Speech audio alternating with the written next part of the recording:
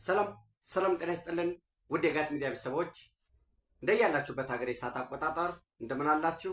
እንደምን ቆያችሁኝ? ኢትዮጵያ ውስጥ ናችሁ ይህን ዝግጅት ስለምትከታተሉ ውድ ቤተሰቦቼ እንደምን ዋላችሁ ማለት ፈልጋለሁ። ዕለተ ሰኞ ሐምሌ 13 2018 በኢትዮጵያ ዘመን አቆጣጠር ጁላይ 20 2026 በጎርጎሳውያን የዘመን ስሌት እንደ ቅደም ተከተል የጋት የውሎ አጫጭር መረጃዎች ከዚህ እንደሚከተለው ወደ እናንተ አደርሳለሁኝ። ዘወትር እንደምታደርጉት ዝግጅቱን ላይክ አድርጉ፣ ለወዳጅ ለቤተሰቦቻችሁ ሸር አድርጉ፣ ሀሳብ አስተያየት አካፍሉ፣ የጋት ሚዲያ ሜምበር ሁኑ። ጋት ሚዲያን በሱፐር ቻት በሱፐር ታንክስ መደገፍ እንዳትረሱ። ይሄ ዘወትር መልእክቴ ነው። ለምትደግፉ ለምታበረታቱ ሁሉ እጅግ የከበረ ምስጋና ይድረሳችሁ ማለት ፈልጋለሁ። በትናንትናው ዕለት የዓለም ዋንጫ ፍጻሜ በአርጀንቲና እና በስፔን መካከል ተካሂዷል። እኔ አርጀንቲናን እንደምደግፍ ውጤቱ 3-2 ያልቃል የሚል ግምቴን አስቀምጬ ስፔንን ለምደግፉም ያው እኔ አርጀንቲና እንድታሸንፍ እንደምፈልግ ነግሬ መልካም ጨዋታ ተመኝቼላችሁ ነበረ። ጨዋታውን ተከታትላችሁታል ብዬ ተስፋ አደርጋለሁኝ። እንግዲህ ስፔን 1-0 አሸንፈው ሻምፒዮን ሆነዋል። ይገባቸዋል። በደንብ ነው የተጫወቱ። እንግዲህ ለስፔን ደጋፊ የጋት ሚዲያ ቤተሰቦች ደግሞ እንኳን ደስ አላችሁ ማለት ፈልጋለሁ። ስፖርት ደስታን የሚሰጥ ያለምንም ልዩነት ዜጎችን የሚያቀራርብ ሀገራትን የሚያቀራርብ ከፖለቲካ ጣልቃ ገብነት ነፃ የሆነ ነገር ነው። የበለጠ ሊያዋድደን ሊያስተሳስረን የሚገባ ነው። ኤኒዌይስ እንኳን ደስ አላችሁ ማለት ፈልጋለሁ። ደግሞ ፈጣሪ አያልቅበትምና ዘመን እድሜና ጤና ሰጥቶን በ2030 6 አገራት የሚያዘጋጁት 100 ዓመት ይሞላዋል። በ1930 ነው የተጀመረው የዓለም የእግር ኳስ ውድድር ጁላይ 13 1930 ነው የተጀመረው። ያኔ ከጁላይ 13 እስከ ጁላይ 30 17 ቀን ነው የተካሄደው ጨዋታው። በዛም እንግዲህ ጨዋታውንም ያዘጋጀችው ዋንጫውንም የወሰደችው ኡራጓይ ነች። በወቅቱ አርጀንቲናን 4-2 በማሸነፍ የዋንጫ ባለቤት የሆነችበት ኦፍኮርስ ከዛ በኋላም በ1950 ብራዚልን 2-1 አሸንፋ ሁለተኛ ዋንጫ ወስዳለች ኡራጓይ። ከዛ በኋላ ዋንጫ አልወሰደችም። ዞሮ ዞሮ በ2030 6 የአፍሪካ ሀገራት ያዘጋጁታል። ሞሮኮ ከአፍሪካ ኦፍኮርስ ቅርብ ናቸው ለአውሮፓ፣ ለስፔን ጎረቤቶች ናቸው። ሞሮኮ፣ ፖርቹጋል፣ ስፔን እና እንዲሁም ደግሞ የደቡብ አሜሪካ ሀገር የሆኑት ኡራጓይ፣ አርጀንቲና እና ፓራጓይ ያዘጋጃሉ። ያኔ እድሜ ጤና ሰጥቶን በፍቅር አንዳችንም ሳንጎድል ያኔ ደግሞ እንግዲህ ለማየት ያብቃን። ዞሮ ዞሮ ጨዋታው በዚህ አግባብ አልቋል። በድጋሜ ለስፔን ደጋፊዎች እንኳን ደስ አላችሁ ማለት ፈልጋለሁ። ያው ጨዋታውም ኢትዮጵያ ውስጥ ጨዋታው ያለቀው ሌሊት ነው። ከዛ በኋላ ትንሽ እንደ ኦፍኮርስ ያ ስፔኖች በጣም ይገባቸዋል። ብዙ እኔ የእግር ኳስ ለመተንተን የሚያበቃ ምንም አይነት እውቀቱ የለኝም። ያው ጀስት ከማየት ከመደሰት የዘለለ ማለት ነው። ይህን ካልኳችሁ በኋላ ወደ ፖለቲካችን ስንመለስ ወደ መረጃችን በትናንትናው ዕለት በመቀሌ ከተማ በሁሉም ክፍለ ከተሞች ወረቀቶች ተበትነው አድረዋል። ወረቀቶቹ መልእክታቸው የወጣቶች መልእክት፣ የልሂቃን መልእክት፣ የትግራይ ህዝብን መልእክት በተደጋጋሚ በተለያየ ሚዲያ የምንሰማው በአካልም የሚገለጸው ወጣቶቻችንን ልጆቻችንን አትፈሱብን፣ በጉልበት ወደ ጦርነት አትውሰዱን፣ በጉልበት የሚደረግ ወታደራዊ አፈሳ የተፈናቃዮችን ስቃይ እና ዋይታ ያራዝማል እንጂ አይፈታም። በዚህ ቀደም ያክል የባለፈው ይበቃል፣ ሰላምን እንመርጣለን፣ ሰላም ይሻለናል የሚል ምግፋፍ ገበንዩ ወንጀል ነው። እና ናህዌ ገፊፍካ በሰላም አይት ነበር ወይንም ወንድሜን ዘመዴን ቤተሰቦቻችንን ገፋችሁ እናንተ በየደረጃ ያላችሁ የህወሓት ባለስልጣናት እናንተ በሰላም አትኖሩም የሚሉ ሰላምን እንመርጣለን፣ ሰላም ይሻለናል የሚል መልእክቶች አስተላልፏል። ይሄ የየትኛውም ህዝብ ጥሪ ነው። በየትኛውም አካባቢ ያለ ህዝብ የሚፈልገው ሰላም ነው። ጥያቄ ግን አለው። የትኛውም ህዝብ ጥያቄ የሌለው ህዝብ በዚህ ምድር ላይ የለም። አሜሪካውያን ጥያቄ አላቸው። የአውሮፓ ሀገራት ዜጎች ጥያቄ አላቸው። እኔ ጥያቄ አለኝ። ወዳጅ አንተ ጥያቄ አለ። ሁላችን ጥያቄ አለ። ጥያቄው እንዴት ሊፈታ ይችላል በሚለው አግባብ ልዩነት ሊኖረን ይችላል። በጥያቄያችን ደረጃ እኔ ያለኝ ጥያቄ አንገብጋቢ ነው ወይ? ኖ ከኔ ጥያቄ ይልቅ ካንተ ጥያቄ ይልቅ የኔ ጥያቄ ይቀድማል። ያንተ ጥያቄ በአብዛኛው ጥቅም ነው ወይ ስልጣን ነው ወይ የበለጠ ልብላ ነው? በአብዛኛው የቡድን ጥቅም ነው የግለሰብ ጥቅም ነው እያልን ልንከራከር እንችላለን። ነገር ግን ጥያቄ የሌለው የኢትዮጵያ ህዝብ የለም። የተጠራቀመ ዕዳ አለ፣ ታሪክ አለ፣ በታሪክ የመጣ አታያዮች አሉ፣ ፍትህ የሚፈልግ አለ፣ አስተዳደር ላይ ጥያቄ ያለው አለ፣ የመዋቅር ጥያቄ ያለው አለ፣ የትርክት ጥያቄ ያለው አለ። የለም ተገልያለሁኝ፣ የኔ እምነት፣ የኔ አሳሰብ፣ የኔ ባህል፣ የኔ ቋንቋ፣ የኔ መገለጫዎች በናሽናል ከለር ውስጥ በብዛት ደምቀው አልታዩም ወይንም የሉም ሊሆን ይችላል። እነዚህ በምክክር እንፍታቸው።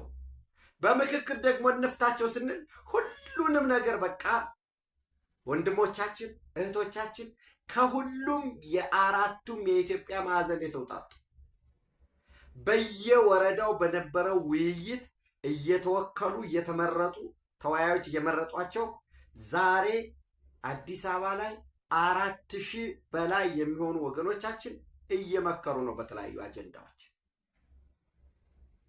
ይሄ ምክክር በቃ ጋድ ሃንድ ሆኖ በቃ ያለቀለት ሙሉ በኩል የሆነ መፍትሄ ያመጣሉ እንደዛ አይጠበቅም። ነገር ግን መጀመሪያ ይሆነናል። ከጦርነት በፊት መፍትሄ ልናበጅላቸው የምንችላቸው መከራከር እንደምንችል መወያየት እንደምንችል የዲሞክራሲ ልምምድን ይዘራል። እነኚህ 4000 ፕላስ የሆኑ ወንድሞቻችን እህቶቻችን ነገ ተመልሰው ወደ ማህበረሰቡ ይሄዳሉ፣ ልምዳቸውን ያካፍላሉ። የጠቅላይ ሚኒስትሩ የማህበራዊ ጉዳዮች አማካሪ ሚኒስትር መዋዘ ጥበባት ዲያቆን ዳንኤል ክብረት ዛሬ ቆንጆ ጽሑፍ አጋርተዋል። ምክክርና ትዳር አንድ ነው ብለው የኛን ሀገር ደግሞ ምክክር የሚለየው የምክክር ታሪክ የለንም። ያለን ታሪክ ኢትዮጵያ ውስጥ የማሸነፍ ወይንም የመሸነፍ ነው። ጠቅለለህ ትወስዳለህ ወይ ጠቅለለህ ታጣለህ። ገድለህ መንገስ፣ ተዋግተህ መንገስ፣ እዚህ ቦታ ላይ እንዲያርገው ደመሰሱ የሚል ነው ታሪካችን። ከዛ እንውጣ፣ እንመካከር። እጃችን ምላጭ ላይ መሆኑ ቀርቶ እጃችን እስክርቢቶች ላይ ይሁን፣ እጃችን መወያያ ጠረጴዛዎች ላይ ይደገፍ ነው። በዚህ መሰረት በዛሬው ዕለት እንግዲህ በ8 ነው የጀመረው። በ8 ከጀመረ በኋላ መመደብ አለ፣ መተዋወቅ አለ፣ ማስተዋወቅ አለ። ሩል ኦፍ ምንድን ነው? ሩል ኦፍ ዘ ጌምን በለው የጨዋታውን የዛ የውይይቱን ህግ የማስተዋወቅ አለ። አንዳንድ ሁኔታዎችን ምደባዎችን የመጡ አሉ፣ ዘግይተው የመጡ የተካተቱ አሉ። እነዛ ሁሉ ሲደረግ ከቆዩ በኋላ በዛሬው ዕለት በይፋ ምክክር ተጀምሯል። ምክክሩ ለቀጣይ 35 ቀናት እስከ 40 ቀናት የሚዘልቅ ይሆናል ማለት ነው። በዚህ ደረጃ የሌለልን ልምድ ከየራሳችን የግል ፍላጎት አንጻር ከኔ ፍላጎት አንጻር የቡድን ፍላጎትን አስበው በሌሎች ሀገራት የተለላኪነትን መንፈስም ይዘው አንዳንዶችም ደግሞ በቅንነትም ሊሆን ይችላል እንዲህ ቢደረግ እንዲያ ባይደረግ እንዲሁኖ እዚህ ጋር ተጣልተው ተደባደቡ እዚህ ጋር እንዲተመለሱ የማይባል የማይነዛ ፕሮፓጋንዳ አለ። ነጭ ፕሮፓጋንዳ አለ። የሆነች ነገር ትንሽዬ መረጃ ላይ የተመሰረቱ እንዲያው በቃ የሆነች ስብሰባ ላይ የሆነች ውይይት ወይ እንዲህ መሆን አለበት ምናምን የምትልን ያችን መሰረት አድርጎ ሰፊ የሆነ ነጭ ፕሮፓጋንዳ መንዛት አለ። ምንጩ ሆን ተብሎ ተደብቆ ወይንም እያወዛገቡ ወይንም ከሌላ የመጣ ያስመሰለው ጥቁር ፕሮፓጋንዳ ይነዛል። ሌሎች ደግሞ አለን ትውውቅ ትናንት ከዚህ እንዲህ የሆነ ተወያዮች ተመካካሪዎች እንደዚህ ሆነው ሊወያዩ በገቡበት እዚህ ጋር ደግሞ ከሌ የሚባለው እንደዚህ አይነት አለው ወዘተረፈ የሚል የግራጫ ፕሮፓጋንዳ ውዥንብሮች አሉ። እኔ ለጋት ሚዲያ ቤተሰቦች ለምታዳምጡኝ ወዳጆች ማለት የምፈልገው የጦርነት በቂ ልምድ አለን። መዋዕለ ጥበባት ዲያቆን ዳንኤል ክብረት እንዳሉት የውጊያ የመፈንቅለ መንግስት አንዱም በአንዱ መቃብር ላይ የመቆም ጠቅልሎ የመያዝ እንዲያው በጣም ብዙም ባይሆን በስልጣንን እንደ ቅርጫ መከፋፈል እንደዚህ አይነት ልምዶች አሉ። ተመካክረን ግን አውትፑት አውጥተን አናውቅ። በምክክር የተገኘ እንዲህ ተብሎ ነበር የሚል ሪፈር የሚደረግ ዶክመንት ማኑዋል የለም። ስለ ደቡብ አፍሪካ ልናወራ እንችላለን ከነውስንነቱ። ስለ ሩዋንዳ ልናወራ እንችላለን። ኢቭን በየመን ልሂቃን መካከል የነበረውን ዲስኮርስ ማየት እንችላለን ከነውስንነቱ። ምን ተወያዩ፣ ማን ምን አለ፣ መጨረሻ እንዴት ሆነ ማለት የኛ ግን ይሄ የለም። ስለዚህ ወደዚያ መግባት አለብን እና እንዳልኳችሁ የትግራይ ህዝብ ጥያቄዎች አሉት። የአማራ ህዝብ ጥያቄ አለ። ቅማንቱ፣ አገው፣ አደሬው፣ ከምባታው፣ ሀዲያው፣ ጉምዙ፣ ኦሮሞው፣ ማኦኮሞው፣ ዳሰነች ጥያቄ የሌለው ህዝብ የለም። ደግሞ እንደምታውቁት መንገድ ይሰራልኝ ብሎ ጥያቄ ያቀረበ ህዝብ መንገዱን ሲሰራ ደግሞ ስልክ ይግባልኝ ይላል። ስልኩን ስታስገባለት ኢንተርኔት ይላል። ኢንተርኔት ብታስገባ ፍጥነት ይጠይቃል። ፍጥነት ብታስገባለት ሌሎች በቃ አዳጊ ነው የሰው ልጅ ፍላጎቱ። እንኳንስ እንደኛ በድህነት እጅ ተወች ተተብትበን የተያዝ ለማደግ ከዛ ድቅድቅ ጨለማ ውስጥ ለመውጣት ተስፋ አለን። ተስፋዎች ላይ እናተኩር። ችግሮቻችንን፣ ውድቀቶቻችንን፣ ኋላ ቀርነታችንን አትችሉም የሚለውን እና አንችልም የሚሉ ደግሞ የተፈጠሩ ሰዎች አሉ የሚነግሩን። ከዛ በላይ ማሳያ ተስፋ አለን። ከውጭ ምንዛሬ አንጻር፣ ከውጭ ምንዛሬ ግኝት አንጻር፣ የቀጥታ የውጭ ኢንቨስትመንት በመሳብ በጸጥታ ግንባታ፣ በተቋማዊ ግንባታ ላይ መሰረተ ልማት፣ በሁሉም መለኪያ መሆን የነበረብን ሌላ ነው። ነገር ግን በንጽጽር ተስፋዎች አሉን ነው፣ ጥያቄዎች አሉ። ይህንን ወጣቶች ነው እነዚህ የተበተኑ ወረቀቶች በሙሉ የሚያሳዩት እሱን ነው። ሰላም እንፈልጋለን፣ ጦርነት በቃን፣ ናብ ካልኢ ኩናት ክትጥ ቁና አይንፈቀድልኩምን፣ ለሁለተኛ ጥፋት ለሁለተኛ ጦርነት አንፈቅድም የሚሉ ወረቀቶች ተበትነዋል። እዚህ ላይ ትናንት ለእናንተ መረጃ ለመስጠት ሞክሬያለሁኝ። በሁሉም ዞኖችና ወረዳዎች የጦርነት ማወጅ ስብሰባ ነው እየተካሄደ ያለው። ዝም ብሎ ስብሰባ ሳይሆን ዘበትን ብሔራዊ ብርስት የሚል ወይንም ብሔራዊ ጥፋት ከቶ አይታሰብም በሚል የትግራይ ህዝብን እያጠፋ ያለው ራሱ ህወሓት ነው ብለን ማሳያዎችን አስቀምጠናል። ተፈናቃዮች እንዳይመለሱ በጦርነት የመማገድ በሀገር ውስጥ ጦርነት ባለፈ በሱዳን ጦርነት የመሸጥ ሌላ ገዥም ካለ በነገራችን ላይ ለመሸጥ ዝግጁ ናቸው። እና ትናንት ደብረጽዮን መቀሌ በነበረው ስብሰባ ህዝብ ሰብስቦ በአብዛኛው የህወሓትን ካድሬ ሰብስቦ ልንለው እንችላለን ከከተማዋ ከንቲባ ጋር ሆኖ ምን ይላል? ውዝፉን መንግስት ከመለስን በኋላ ዲሞክራሲ እየገነባን ነው አለ። ዲሞክራሲ ማለት አዋጅ 366 2018 ነው።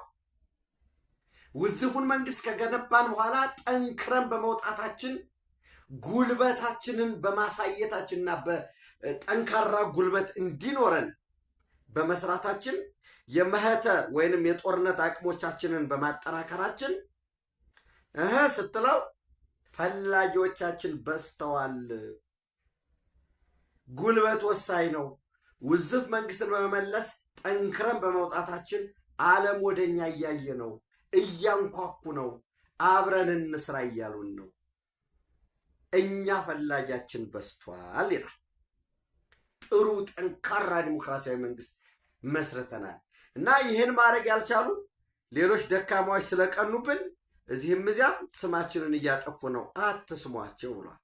እንግዲህ አብረን እንስራሉን የሚል ሻዕቢያ ለራሱ ስትራቴጂክ ዴብስ የኢትዮጵያን የቀይ ባህር ጥያቄ አስቆማለሁ በሚል ርዕሱ እንዳያችሁት የቀይ ባህር ተዋናዮች ስለሚል የሻዕቢያን ፍላጎት እዛ ውስጥ እናየዋለን። ባጭሩ ሱዳን ለእርስ በርስ ጦርነቱ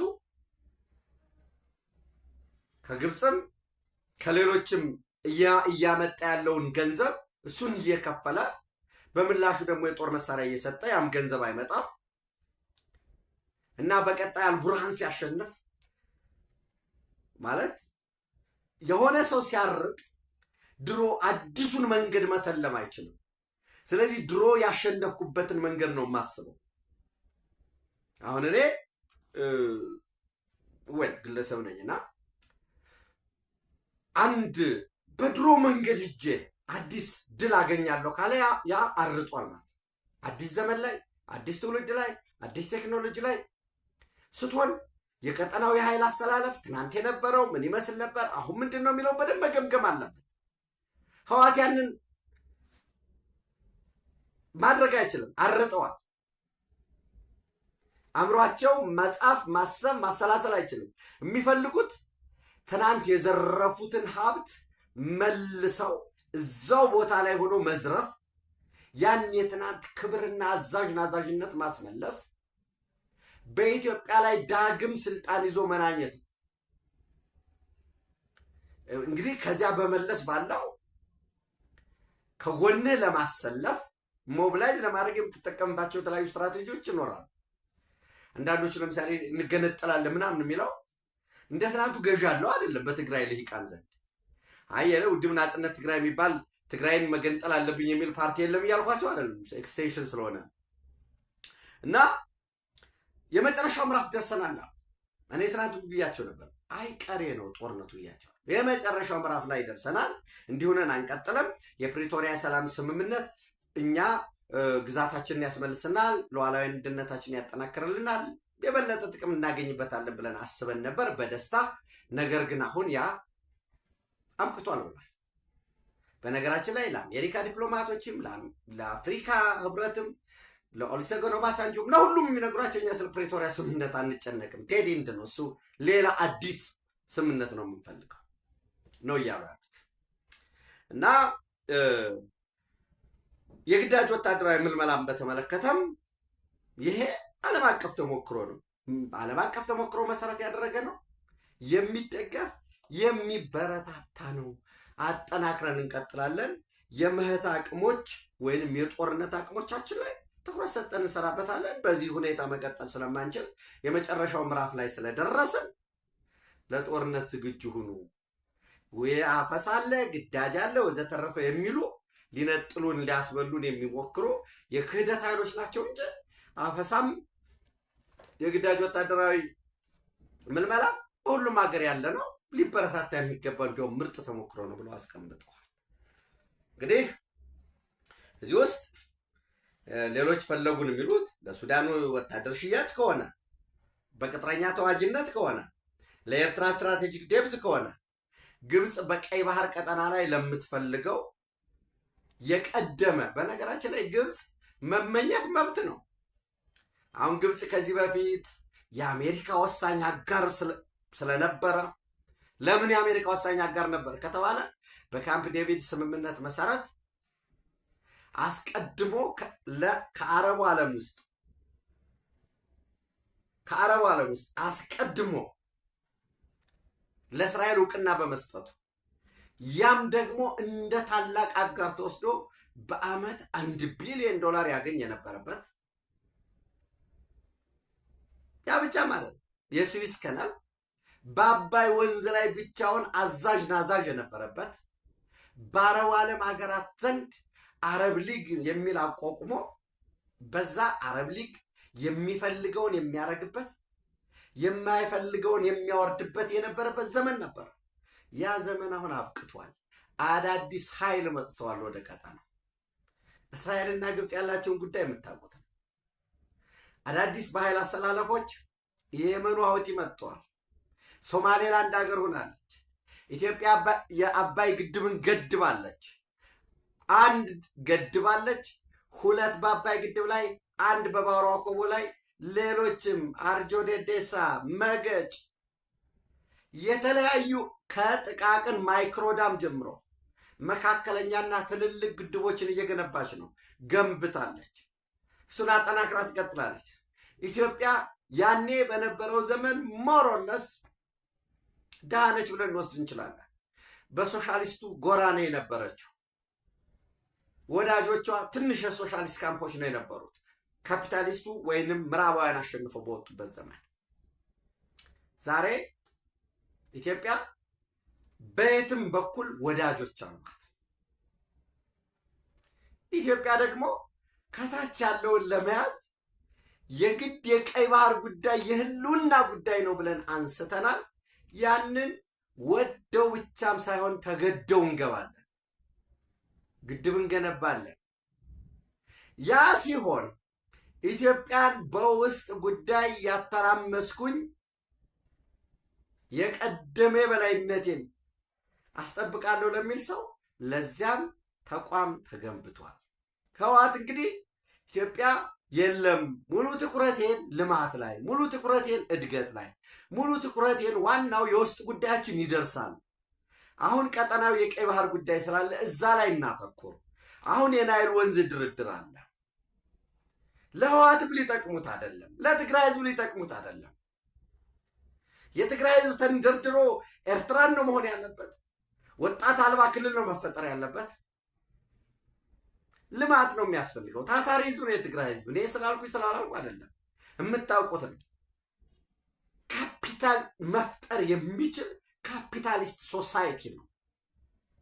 የሚሰራ የሚቆጥብ የሚዝናና ባህሉን ደምቆ የሚያከብር ኢትዮጵያዊነትን የሚወድ እንደ ሌላው የኢትዮጵያ ህዝብ ወንድሙ ደግሞ ለሺህ ዘመናት በቀይ ባህር በኩል የሚመጡ ወራሪዎችን እንዲሁም የውስጥ ባንዳዎችን ሲፋለም የኖረ ህዝብ ነው።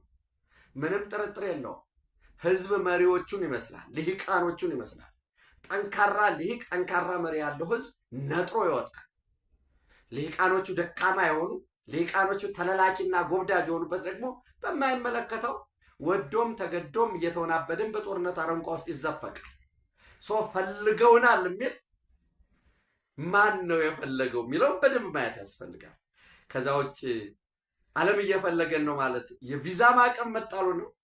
ዓለም እየፈለገን ነው ማለት ወደ ጦርነት የምትገቡ ከሆነ ተጠያቂ ትሆናላችሁ የሚለው ማንገራገሪያ ትቶ ሻቢያ ላይ ቆሞ አልቡርሃን ላይ ቆሞ አልቡርሃንም በራሱ የተከለከለ የኬሚካል የጦር መሳሪያ ተጠቅመሃል በሚል ማዕቀብ ሊጣልበት ነው። በአሜሪካ በኩል ውስጥ ሙስሊም ብራዘርሁድ አለ ተብሎ እሱ ማዕቀብ ተጥሎበታል። እና እሱን ማየት ያስፈልጋል ማለት ነው። እሱን ካልኳችሁ በኋላ እንግዲህ ሱዳን አብደልፈታህ አልቡርሃን አስመራ ነበረ፣ ነግሬያቸዋለሁ። 38ኛ ዙር የሚባለው የሳዋ የብሔራዊ አገልግሎት ተመራቂዎች 37ኛ ዙር የኤርትራ ብሔራዊ አገልግሎት ተመራቂዎች ጁላይ 17 2025 ከ3 ቀን በፊት የተመረቁት ኖ ጁላይ 11 2026 ከ9 ቀን በፊት የተመረቁት እነሱ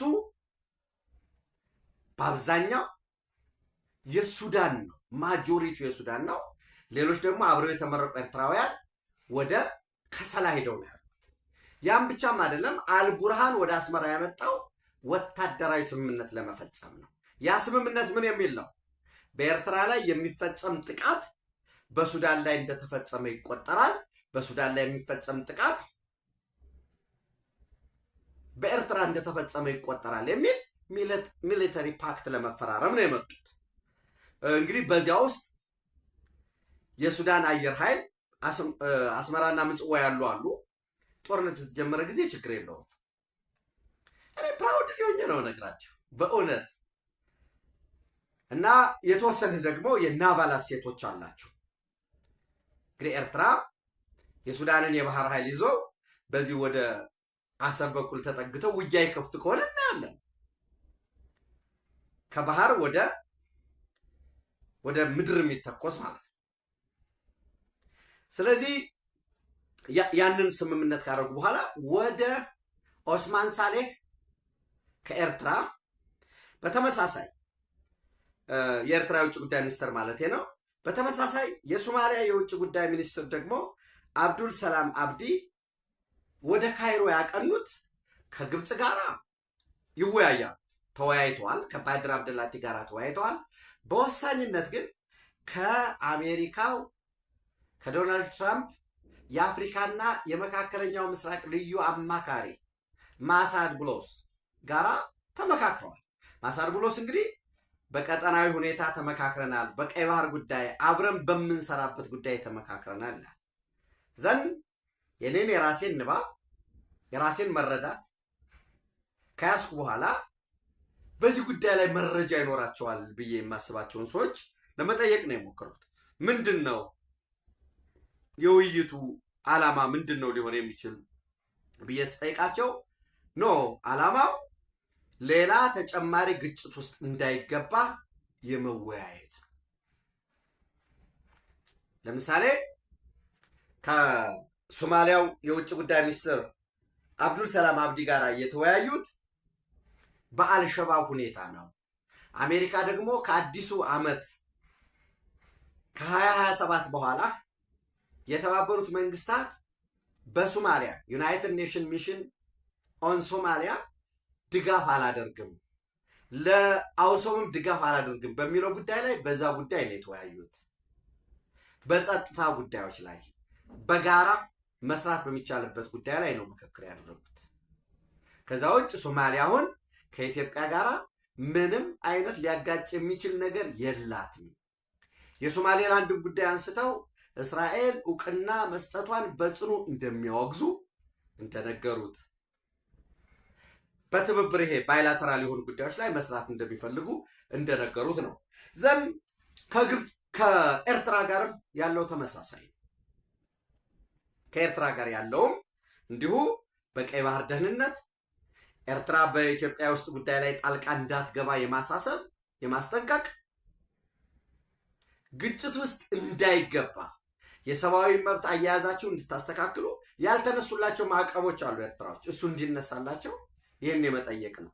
ሌላው እዚሁ ላይ አብዱል ሰላም አብዲ የሶማሊያ የውጭ ጉዳይ ሚኒስትር ግብፅ ሲገኙ በሳውዲ አረቢያ ድጋፍ ደግመዋለሁ፣ በሳውዲ አረቢያ ድጋፍ 5000 ወታደር ለማሰልጠን መልምለው ካምፕ ውስጥ አስገብተዋል ሶማሊያዎች።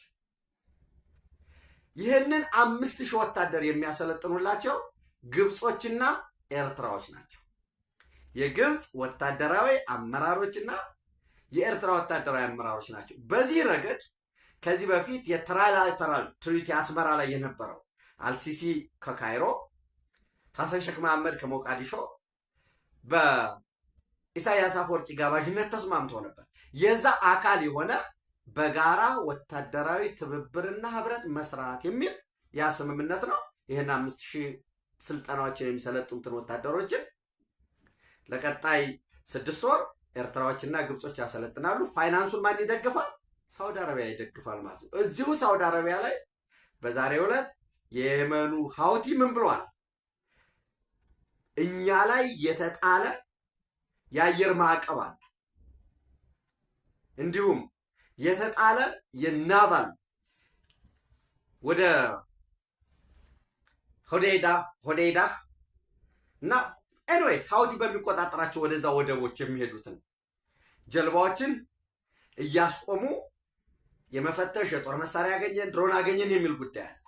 ይሄ የማይነሳልን ከሆነ ወደ ሳውዲ አረቢያ የሚሄድ እያንዳንዱ መርከብ ቬዝል ይሁን ካርጎ ይሁን መነሻው ከሳውዲ አረቢያ ወደቦች የሆነ መዳረሻው ወደ ሳውዲ አረቢያ በሆኑ መርከቦች ላይ ጥቃት እናደርሳለን ብሎ መግለጫ ወጥቷል።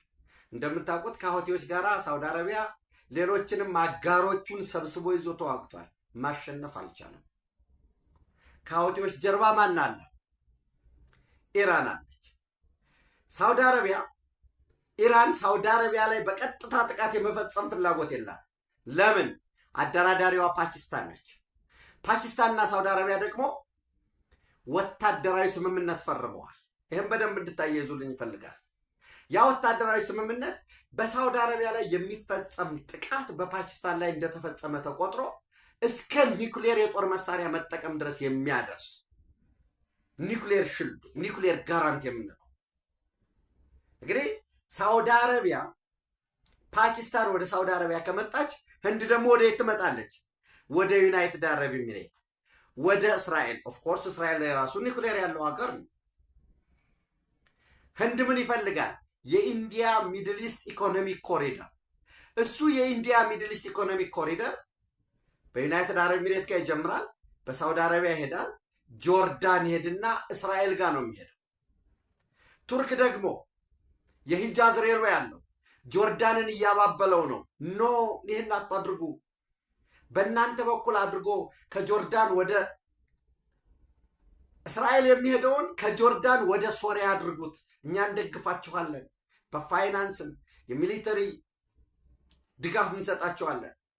እዚህ ሶሪያ ላይ ደግሞ F-35 ከመጣ በቀጣይ ከኢራቅም ይሁን ወይም ከኢራንም የሚነሳውን ነገር ጥቃት ለመፈጸም ሲሄድ F-35 ካላቸው ሶሪያዎች ቱርክ ካለው የቱርክ የራዳር ሲስተም ሶሪያ ላይ ካለ ደግሞ ዲቴክት እደረጋለሁ፣ ኤር ሱፐሪዮሪቲ ካፓቢሊቲ ላይ ጉዳት ይደርስብኛል የሚል ደግሞ ስጋት አለ እየተነሳ ያለው። ቀጠናዊ ነው ጉዳዩ። አሁን ደግሞ እንደምታውቁት ሳውዲ አረቢያ ከኢስት ወደ ዌስት ወይንም ፐርሻን ገልፍንና ሬድሲን ይዞ ረዥም መስመር ይዞ ያለ ሀገር ነው። ሶ ይህንን የኦይል ፓይፕላይናቸውን በአጭር ጊዜ ሊደርስ አይችልም መቸስ። ነገር ግን ከሆርሙዝ ዲፔንደንስ ጥገኝነት ለመቀነስ እያሰቡ ባሉበት ወቅት ሳውዲ አረቢያ ደግሞ የአሜሪካ ወሳኝ አጋር በመሆኑ በነገራችን ላይ ለሲቪል አገልግሎት ዩራኒየም የማበልጸግ መብት ሰጥቻለሁ ብሏል ዶናልድ ትራምፕ። እዚህ ጀርባ ምን ይኖረዋል ማለት ነው? ፓኪስታንንም የማስወጣት ሴራ ይኖረዋል። አብረን ነው የምናየው። ያለምንም ገደብና ክትትል የሚፈልጉትን መጠን ያህል ዩራኒየም ያበልጽጉ ነው። በነገራችን ላይ አንድ ሀገር ዩራኒየም ማበልጸግ ከቻለ ሞሮለስ በሚፈልገው ጊዜ የቴክኖሎጂ እውቀቱ ካለው ገንዘቡ ካለው የኒውክሌር የጦር መሳሪያ መታጠቁ ያን ያህል ከባድ ሊሆን አይችልም። ዞሮ ዞሮ አዳዲስ ቀጠናዊ ኃይል አስተላልፎች እየመጡ ነው እና የየመኑ ሀውቲ ሳውዲ አረቢያ የኛ ወዳጆቻችን ናቸው፣ ምንም ጥርጥር የለው። ግን ሳውዲ አረቢያ ለጆርዳን በመሬት ላንድ ስዋፕ አድርገው ጆርዳንን ከላንድ ሎክድ አውጥተው አቃባ የሚባል ፖርት እንዲኖራቸው ያደረጉ ያንን ተሞክሯቸው ለኤርትራ ኔጎሽት ማድረግ ይጠበቅባቸው ነበር። ኦፍኮርስ እዛ ውስጥ እንግዲህ የጅዳ ዲክላሬሽንም አንዱ ኢትዮጵያና ኤርትራ ስፔሻል ኢኮኖሚክ ዞን ይገነባሉ የሚለው አሰብ ወደብን ያለማሉ የሚል ነው የነበረው። ሳውዲዎችም ያን ያህል ትልቅ ፍላጎት ነበራቸው። ያንን ጋራንቲር ስለነበሩ ስላፈራረሙም ጥረት አድርገዋል። ምላጭ የተሳበ ጊዜ ጦርነት እሳት የነደደ ጊዜ ማን ከየት ጎን ይሰልፋል የሚለውን እናየዋለን። ራሱ ጊዜም ይፈታል። ከዚህ ከኔ እንደዚህ ከምላችሁ በላይ ለመናገር እነግራችኋለሁ። ዘንድ የሱዳን ጉዳይ ይሄ ባለበት ኤርትራ እንግዲህ ኦስማን ሳሌህ እዛ ተፈራርሟል። ስትራቴጂካዊ አጋርነት ከሶማሊያ ጋር ደግሞ በሁለትዮሽ ጉዳዮች ጋር መክረዋል። ኤርትራ የሶማሌላንድን የሀገርነት እውቅና እንደማትቀበል አስቀድማ ተናግራለች። በተመሳሳይ ባድር አብድላቲም የሶማሌላንድ የሀገርነትን እውቅና አንቀበልም ከሚለው ባለፈ ሶማሌላንድ ኢየሩሳሌም ላይ ኤምባሲ መክፈቷ ስህተት ነው ብሏል። ቴልአቪቭ ብትከፍት ነበር የሚሻለው የሚለውን እንግዲህ እሱን ማየት ነው። ኦልሬዲ ጅብ ከሄደ በኋላ የውሻው መጮህ ለውጥ ያመጣል የሚል እምነት የለኝም። ኦብቪየስሊ ነገር ተቀይሯል። እና አንዳንዶች በነገራችን ላይ የቀይ ባህር ደህንነት የጠረፉ ተዋሳኝ አገራት ብቻ ጉዳይ ነው የሚለውን ከኢትዮጵያ ጋር የሚያያይዙ አሉ። አዎ እውነት ነው። ኢትዮጵያ እንዳትሄድ ነው። ኢትዮጵያ እንዳትሄድ ብቻም ሳይሆን በርበራ ላይ ወታደራዊ የጦር ሰፈር በመገንባት ላይ ያለችውን እስራኤልም አይመለከትሽም እያሏት ነው። ግን እስራኤልን መንካት አይቻልም። ከባድ ነው። ከባድ ጉልበት፣ ከባድ ኢኮኖሚ፣ በብሔራዊ ጥቅማቸው ዙሪያ የማይደራደር ህዝብ ስላለ እንግዲህ ማንን ታሸንፋለህ ቢሉት ወደ ቤቱ ሮጠ፣ ወደ ሚስቱ ሮጠ እንደሚባለው ለጊዜው ተለላኪ በውስጣችን የበቀሉ ባንዳዎች ስላሉ በእነዚያ ባንዳዎች መሰረት ማተራመስ እችላለሁኝ። እንዲያውም አሁን የሻዕቢያ ፕሮፓጋንዲስቶች በግላጭ እየተናገሩት ነው። ኢትዮጵያ ወደ ቀይ ባህር ማን አድርሷት?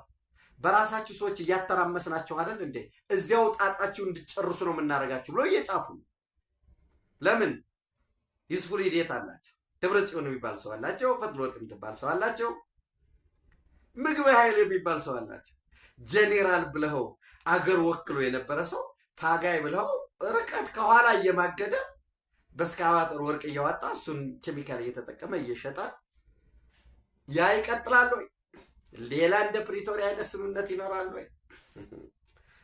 ሊሆን አይችልም። ወደ ጦርነት አንግባ ነው እየተባለ ያለው። ይህም በአደባባይ ያፈረሱበት ሁኔታ አለ ማለት ነው። እንዳልኳችሁ ሶማሊያ ኦፖዝ ዩኤ ቢልት ሚሊታሪ ቤዝ ኢን ሶማሌላንድ ፎር ዩኤስ ኤንድ እስራኤል ብሎ ከዩናይትድ አረብ ኤሚሬትን ጎትቶ የማስገባት ጉዳይ አለ። እዚህ ውስጥ እኛ ፍቃድ አልሰጠንም፣ ሉዓላዊነት በዚህ ወታደራዊ ጦር ሰፈር ይገንባ ወዘተረፈ ፍቃድ የምንሰጥ እኛ ሆነን ሳለ ለምን እንዲሆነ ብሎ ልክ ሶማሌላንድ አገር አይደለችም እውቅና አልሰጣትም ብሎ መውሰድ ነው። እንግዲህ የሚቃወሙ ደግሞ ሶማሊላንድ ኦፖዝ ዩኤ ቢልት ሚሊታሪ ቤዝ ኢን ሶማሊላንድ ፎር ዩኤስ አሜሪካንም ጨምሮ ነው እየተቃወሙ ያሉት። አዳዲስ አስተላለፎች እየመጡ ነው። ልክ የየመኑ ሀውቲ አለው፣ ባላስቲክ ሚሳይል አለው፣ ድሮኖች አሉት፣ ሮኬቶች አሉት፣ የባቤል መንደብን ይቆጣጠራል። ስጉ ነው፣ ድንጉጥ ነው። የማሪታይም ደግሞ ናቪጌሽኑ ወይም ትራንስፖርቱ እንደምታውቁት ማሪታይም ቢዝነሱ ሰው የየመን ሀውቲ ተኮሰም ምናምን ከተባለ ምናምን ምን ያደርጋሉ እስቲ የሚለውን ደግሞ አብረን እናያለን። ኢትዮጵያ አምላክ አላት፣ እውነት አላት። ከዛ በፊት መልሰን አሁን ዛሬ አይታችሁ ከሆነ የግብፅ ጋዜጦች የግብፅ የውሃና የመስኖ ሚኒስተር የናይልን የውሃ ዓመታዊ ፍሰት መጠን ገመገሙ። የኢትዮጵያ ህዳሴ ግድብ 50% ነው የሚሰራው ወዘተረፈ የሚል ፕሮፓጋንዳዎች አሉት። 0% ማይሰራ ምን አገባ? እኛ ስዊዝ ካናል በምን ያህል አቅሙ ነው የሚሰራው? የግብፅ የውሃ ጉድጓዶች ምን ያህል ነዳጅ ጋዞች ምን ያህል ይሰራሉ ብለን እኛ we don't care። ባለን ተፈጥሮ በሰጠን ሀብት ላይ ፍትሃዊነትንና ዓለም አቀፍ ህግን አክብረን እንሰራለን። ባንዳ አለ፣ በየዘመኑ ባንዳ አለ። ኢትዮጵያ ውስጥ ከባንዳ ነፃ ሆነችበት ዘመን የለም። ደግነቱ አርበኛው ይበልጣል። ባንዳ እያወናበደ ህዝቡን ለችግር አጋልጦታል። በችግር ውስጥም ህዝቡ እየተማረ ያለበት ሁኔታ ነው ያለው። በዚህ አጋጣሚ የአልሲሲ ወደ ዳሬ ሰላም ታንዛኒያ ተጉዞ ነበር። he expressed interest in reclaiming agricultural land and establishing logistics zone in ታንዛኒያ። በታንዛኒያ ዳሬ ሰላም ወደብ ላይ የሎጂስቲክስ ዞን የመክፈት በተመሳሳይ ለእርሻ ቦታ የጠየቀበት መሬት የጠየቀበት ሁኔታ አለ። በጋራ እናለማለን የሚል በዚሁ አጋጣሚ የናይል ለሚባለው ውሃ ከ95% በላይ ኮንትሪቢዩት የምታደርገው ኢትዮጵያ ነች።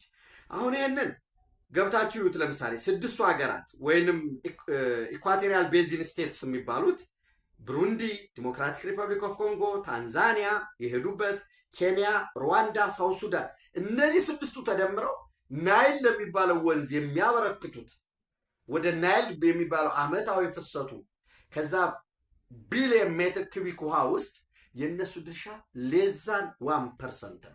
ሌዛን 1%። ከዛ የኡጋንዳ ከ2 እስከ 3% ይደርሳል። እንግዲህ ያው የሌክ ቪክቶሪያም ስላለ ኤርትራ ታዛቢ የሆነ ነው። ፐርሰንት ነው። የሆነ ጊዜ ክረምት ላይ ምናምን የሚዘንብ ከሆነ ወደ ተከዜ የምትቀላቀል ካለቻቸው 0.0000 ሲደክማችሁ አንድ ልትጨምሩበት ትችላላችሁ ማለት ነው። ሱዳን አትባራና ሶባት የሚባሉ ስላሉ ይልና ከ10 እስከ 14 ይላል። እነዚህ አትባራና ሶባት የሚባሉት ጓንግና ተከዜ ናቸው። ስለዚህ ኢትዮጵያ 85% ካለ ብሉ ናይልን ወስደ ከዚያን ባሮ አኮቦን ወስደ እነዚህን ጓንግና ተከዜን ወይንም ሶባት የሚባሉትን አትባራ የሚባሉት አጠቃላይ ኢትዮጵያ ነች ኮንትሪቢዩት የምታደርገው። አሁን እኛ ናይል ላይ አይደል ባሮ አኮቦ ላይ ስገነባ እንዴ እዛ ህዳሴ ግድብ እንደዛ ገንብታችሁ ነበር አይደለ? እዛ ለምን ተገነባ? ሌላም ወንዝ አለ እንዴ? ወደዛ መሄድ ይመጣል። ከዛ ደግሞ ተከዜ ደግሞ እና እውነታው ይሄ ነው። ያንን የማሳየት በተረቶቻቸው፣ በትርክቶቻቸው፣ በትምህርቶቻቸው የፈለገው የውስጥ ልዩነት ኑሯቸው ኢንክሉዲንግ ሙስሊም ብራዘርሁድ ኖሯቸው እንኳን በግብፅ ጥቅም የማይደራደር ህዝብ ስለፈጠሩ ከዛ ውጭ እኮ ናይል የሚነሳው ራሱ ከግብፅ ነው የሚል አስተምሮም ነበራቸው። አንዳንዴ ኖ ከሌክ ቪክቶሪያ ነው የሚነሳው ይልሃል። ጥሩ የሌክ ቪክቶሪያ ከሆነ ኡጋንዳ እስከ 2% ማክሲመም የሚደርሳል ብለህ ታልፈዋለህ ማለት ነው። የናይል ቤዚን ስምምነት እኛ ናይል ቤዚን ኮሚሽን ቢኖር ደስ ይለናል። ሁሉም ሀገራት ቢስማሙ ቢፈርሙት በህግ ተወካዮች ወይም በፓርላማዎቻቸው በኩል አጽድቀው በአፍሪካ ህብረት ጥላ ውስጥ ቢቋቋም ደስ ይለናል። እኛ ግን ኦብቪየስሊ አሁን የዚያ መቋቋም ምናልባት እኛ ላይ ሊያመጣ የሚችለው በርደን ካሌለ በቀር ዊ ዲድ ኢት እና የህዳሴ ግድብ ህገወጥ ነው ወዘተረፈ ምናምን የሚለው እንደተጠበቀ ሆኖ ማለት ነው። እዚህ ላይ ምናልባት የእስራኤልና የአሜሪካን ጉዳይ ወዳጆቼ ምንድን ነው ልዩነታቸው የሚል ፍላጎቱ ካላችሁ ጄዲ ቫንስ የአሜሪካ ምክትል ፕሬዚደንት በዛሬው ዕለት ህፃን ወንድ ልጅ ተወልዶልኛል ብሎ ለጥፏል። ድጋት ሚዲያ እያ ደስተኛ ነን ዝሮ ልጅ ስለወለደ ዝሮ what does ኔታንያሁ want የእስራኤል ጠቅላይ ሚኒስትር ኔታንያሁ ቤንጃሚን ኔታንያሁ ምንድን ነው የሚፈልገው? በአሜሪካና በእስራኤል መካከል የተፈጠረው ልዩነት ምንድን ነው ብሎ the diary of SEO ብላችሁ ጁላይ 18 2026 ኦልሞስት ከአንድ ወር 2 ቀን በፊት ከዛሬ 32 ቀን በፊት ጁላይ 18 2026 the diary of SEO ላይ ጠይቁት እና በአሜሪካና በእስራኤል መካከል የተፈጠረው ልዩነት ታያላችሁ። ምን ይላል? we wanted Iranian conventional military power to be much weaker ያለው መደበኛ ጦራቸው እንዲዳከም በትጥቅ በስንቅ በመሰረተ ልማት እንፈልጋለን። እዚያ ላይ ተስማምተናል። to be decimated እንዲዳከም ወደ ዜሮ እንዲወርድ the Israeli shared this objective ካለ በኋላ ነገር ግን ኢራን እንደ አፍሪካዋ ሊቢያ እንድትሆን መንግስት አልባ ብትንትኑ እንዲወጣ እዚህም ግራም በቀኝ ያሉ ታጣቂዎች እንዲፈነጩ ወይንም ፐርሺያን ሊቢያ እንድትሆን ነው የሚፈለገው። ኢራን ኢንቱ ሊቢያ ቤዚካሊ ፌልድ ስቴት ዊዝ 90 ሚሊዮን መንግስት አልባ የሆነ 90 ሚሊዮን ህዝብ ያለው ኢራን ከመንግስት ውጭ እንዲሆን ብትንትኑ እንዲወጣ ቢደረግ ሊቢያ ላይ እንደሆነው ቢሆን ለራሱ ለአሜሪካም አይጠቅምም። ያው ያሸባሪ መፈንጫ ነው የሚሆነው። በሆርሙዝ ላይ የሆነ ከዚያም ከዚህም እያለ መድፍም ምንም እያረቀ መተኮስ ድሮንም እየገዛ ያ ሊሆን ይችላል። ይህንን ቤቢም አይፈልገውም ኔታንያሁን ማለት ነው። probably but I don't know Bibi wants that. I have actually had conversation with him ይልና elimination of nuclear threat ነበር እሱ ላይ ማብረን ሰርተናል and a change dynamic with Iranians which is very much on the table ለዛ ነው እኛ ወደ ድርድር ወደ ሰላም ስምምነቱ መቅረብ የፈለግ ነው ይላል። እንግዲህ እዛ ውስጥ እናንተም እንደተከታተላችሁት በተለያዩ ጊዜ ዶናልድ ትራምፕም ቤንጃሚን ኔታንያሁም ቃል ሲገቧቸው የተለያዩ ፖለቲከኞቻቸው ሲጽፏቸው ሲያወራቸው የነበሩ አሉ። አንዱ የስርዓት ለውጥ እናመጣለን የሚባል ነበር፣ እየመጣንላችሁ ነው ኢራናውያን ወዘተረፈ የሚል ነበር። የአይሲቢኤም የኢንተርኮንቲኔንታል ባሊስቲክ ሚሳይል ዲስተንሱን የመገደብ ፕሮክሲ ፈንዲንግ ኢራን ለሐማስ ለሂዝቦላ ለሀውቲ ታጣቂዎች ሰውን ለሌሎችም ድጋፍ እንዳታደርግ የሚል ነበረ።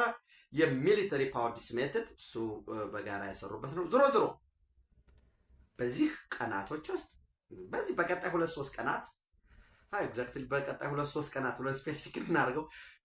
ኤኒዌይስ እስራኤል ወደ ጦርነቱ መቀላቀሉ አይቀርም። ለዚህ ነው እስራኤል ዲፌንስ ሚኒስተር እስራኤል ካትዝ says if Iran attacks us we will strike their missile platform ሚሳይል መሰረተ ልማቶችን እናወድማለን የሚል ትናንት የአሜሪካ የመከላከያ ስርዓት ያወደመውን ወደ ጆርዳን የተተኮሰ እንደገና ደግሞ ስብርባሪው እስራኤል ግዛት ውስጥ አርፏል።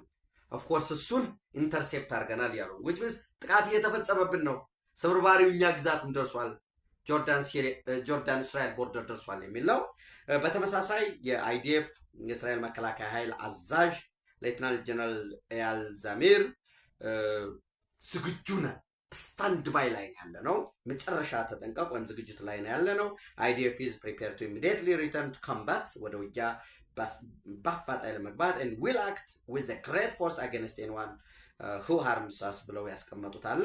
high level of military readiness የመጨረሻ ተጠንቀቅ ዝግጁነት ላይ ነው ያለ ነው። ይህንን ያሉት እንግዲህ ወደ ጁዲያ እና ሰማሪያ ወይ ወደ ዌስት ባንክ ሄደው የወታደሩን የመስክ ሁኔታ ከጎበኙ በኋላ ማለት ነው።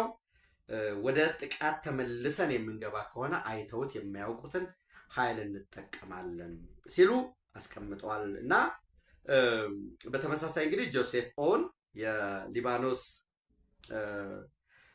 ፕሬዚደንት ልንላቸው እንችላለን አሜሪካ ገብተዋል። ትናንት ከማርኮ ሩቢዮ ውጭ ጉዳይ ሚኒስትሩ ጋር ተወያይተዋል።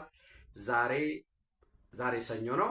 ከዶናልድ ትራምፕ ጋር እንደሚወያዩ ይጠበቃል። በዚህ በሴኩሪቲ በፈር ዞን እስራኤል እንድትወጣ ሴኩሪቲ የበፈር ዞን ጉዳይ እና ሊባኖስ አገሬ ሊባኖስ የማንም ድርድር ውስጥ የምትገባ አፔንዴጅ መደራደሪያ አይደለንም።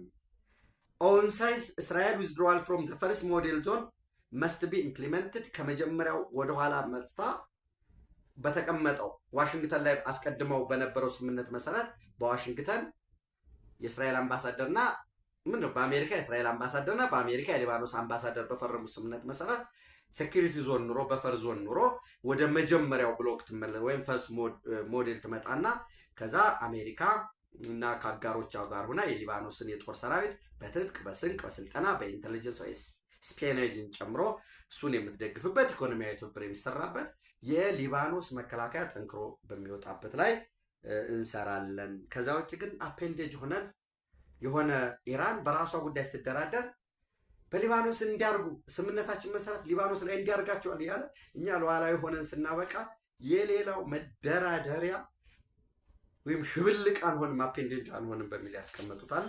እዚህ ላይ እንዳልኳችሁ የቀይ ባህር ተዋናይ ሲባል ስለ የመኑ ሀውቲ ወይ ምናምን ብቻ አይደለም፣ ብዙ ተዋናዮች አሉት። በቀጥታ እንዲካል ሀውቲ ሙሉ ለሙሉ የመንን አንዳርጎ ከኢራን ጋር ባለው ደቡባዊ የመንን ሁሉ ወይንም ሳውዲ አረቢያ የምትረዳውን ፕሬዚደንሻል ሊደርሺፕ ካውንስል የሚባለውን አስገብሮ ሙሉ የመንን መቆጣጠር ይፈልጋል።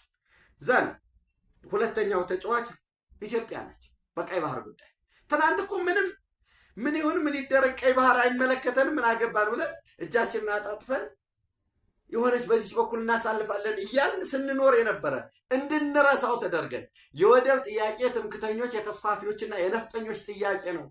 ተቃዋሚዎች ወደብ በጉልበት ሊያስመልሱ ይፈልጋሉ ብሎ አብዮታዊ ዲሞክራሲ ልሳኑ ላይ ኢህአዴግ በጻፈበት ዘመን የነበርን ሰዎች ነን። እኔ ነበርኩ፣ እናንተ ነበራችሁ። አዲስ ሰዎች አይደለንም እዚህ ውስጥ ያለን። ከዛ ወጥተን ነው ዛሬ የኢትዮጵያ የቀይ ባህር ጉዳይ የህልውና ጉዳይ ነው። ተዘጋጅተን ጨርሰናል። የትኛውንም መስዋዕትነት ከፍለን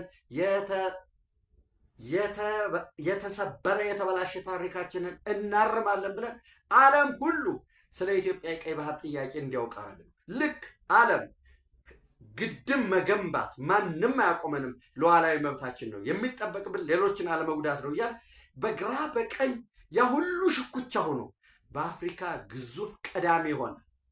የዚህ የኔና የእናንተን አድዋ እንዳቆም ነው ዛሬ ናይል ጉዳይ ኦቤስሊ ራሳችን ከራሳችን ጋር የምንደራደርበት።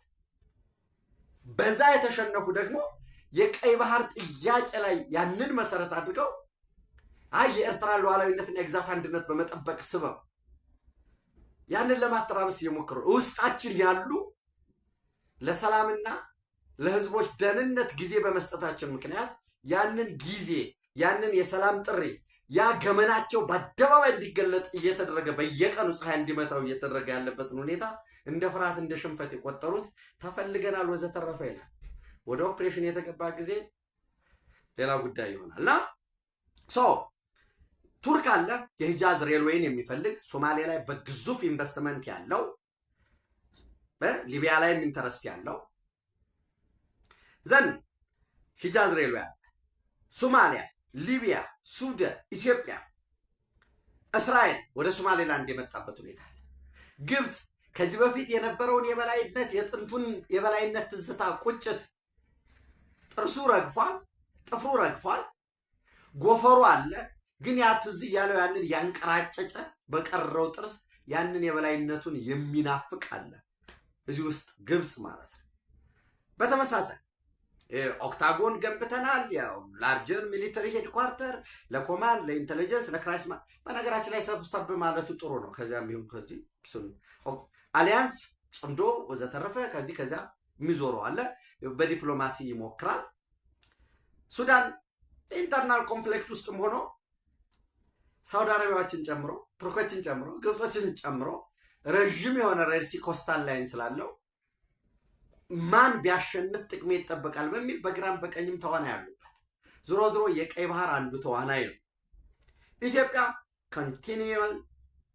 continued pushing to access to Red Sea የናሽናል ሴኩሪቲ አጀንዳ በግራ በቀኝ ኃይል አስተላለፎችን እየታዩ የስትራቴጂክ አምቢጊቲ እንደተጠበቀ ሆኖ በእያንዳንዱ ጉዳይ ፓኒክ ማረቅም መደሰትም ሳይኖር ከዚህ ምን ጥቅም እናገኛለን፣ ይሄ ምን ሊያመጣ ይችላል በሚል በሰከነ መልኩ እየተጠና ነው ያለው። በእያንዳንዱ ጉዳይ መመለስ ስለማያስፈልግ ሳውዲ አስቀድሜ እንዳልኳችሁ ከኢስት ወደ ዌስት ወይንም ኤክስፓንሽን ኦፍ ኦይል ፓይፕላይን እየሰሩ ነው። እዚህ ውስጥ የየመኑ ሀውቲ አለ። ከየመኑ ሀውቲ ጀርባ ኢራን እንዳለ ሆኖ ሌሎችም ያሉ አገራት አሉ። ዩኤኢ፣ ኢንዲያ፣ ፓኪስታን በሳውዲ አረቢያ በኩል የመጣው ኢንዲያ ሚድል ኢስት ኢኮኖሚክ ኮሪደሩ ዩኤኢ የራሱ ኤክስፓንድ ማድረግ ይፈልጋል። በፉጅራህ በኩል አለው። በኢንዲያን ኦሽን የግድ ሆርሙዝ ላይ ዲፔንደንት አይሆንም። ከኦፔክ ለቆ ወጥቷል። የምዕራባውያን አጋር ነው። እዛው ደግሞ ሪጂናል ኮምፒቲሽን ደግሞ አለ ከሳውዲ አረቢያም ከሌሎችም ጋር የሚመጣ የአብርሃም አኮርድ ፈራሚ ነው። አዲስ ትልም አዲስ መንገድ ላይ የገቡበት ሁኔታ አለ። ግብጾች የመካከለኛው ምስራቅ ሰላም፣ የአፍሪካ ቀንድ ሰላም፣ የቀይ ባህር ሰላም ከኛ ዋስትና ደህንነት ጋር የተያያዘ ነው ይላሉ። ልክ ነው። የየመኑ ሀውቲ ዲስራፕት ሲያደርግ በአመት ቁጭ ብለው እጃቸውን አጣጥፈው ቶል ብቻ እየተከፈሉ መርከቦች ባለፉ ቁጥር ገንዘብ ብቻ እየሰበሰቡ የስዊዝ ካናል ኦቶሪቲ አቋቁመው አጣን ከተባለ 12-13 ቢሊዮን ዶላር የሚጋፍፉበት አባቶቻቸው ሰርተው ነው። ክቡር ጠቅላይ ሚኒስትሩ በአንድ ወቅት አንስተውታል። ዋጋ ከፍሎ አባቶቻቸው ሰርተው ነው። እኛም ዛሬ ዋጋ ከፍለን የምንሰራው ራሳችንን በኩራት ያኖረናል። ልጆቻችን ደግሞ መልሰው እንዲያመሰግኑ እናደርግበታል። ሰው ከዚህ ሰላም ጋር የቀይ ባህር ሰላም የኛ ሰላም ነው ካሉ የሰላሙ አንከር የሆነች ሰላሙን የበለጠ ልትጠብቅ የምትችለውን ኢትዮጵያን መጋበዝ ነው ያለ። ያንን በውድ በትብብር በጋራ የአሸናፊነት መንፈስ ኢትዮጵያን መሳብ የበለጠ ጥቅም ለማግኘት ይረዳል። አይቻልም። እንደዘጋሁባት እኖራለሁ። እንደዘጋሁባት ለማኖር ኤርትራ የምትባለን የውስጥ ባንዳን እና ሌሎችንም እየዞርኩኝ እከባለሁ ስትል እየተከበብክም ጭምር ነው።